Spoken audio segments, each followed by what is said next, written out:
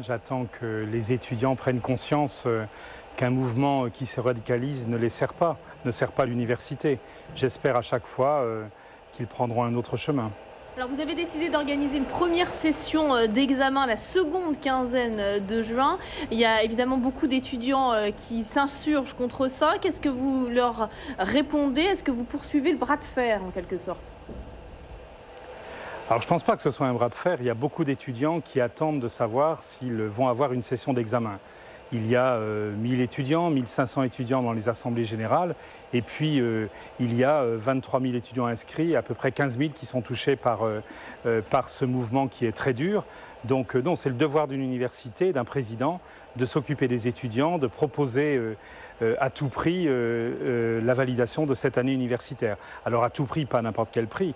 Évidemment, il faut qu'il y ait des transmissions de connaissances et une évaluation. Daniel Filat, pourquoi finalement refuser l'idée d'une validation automatique de ce semestre?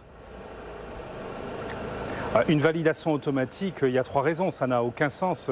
D'abord, tout professeur, tout enseignant sait que évaluer, c'est quelque chose de particulier. Il y a d'abord des connaissances qui doivent être acquises et ensuite on les évalue. Donc ce n'est pas tant l'enjeu d'un programme que l'enjeu de cet acte d'évaluation qui est au fondement de l'action universitaire.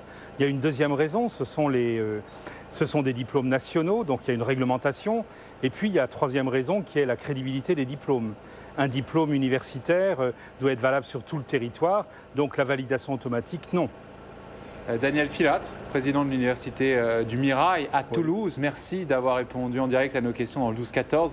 Merci aussi à Jean-Luc Thomas et à Laurent Marchal qui ont permis la réalisation de ce duplex. C'est une réforme chère à Nicolas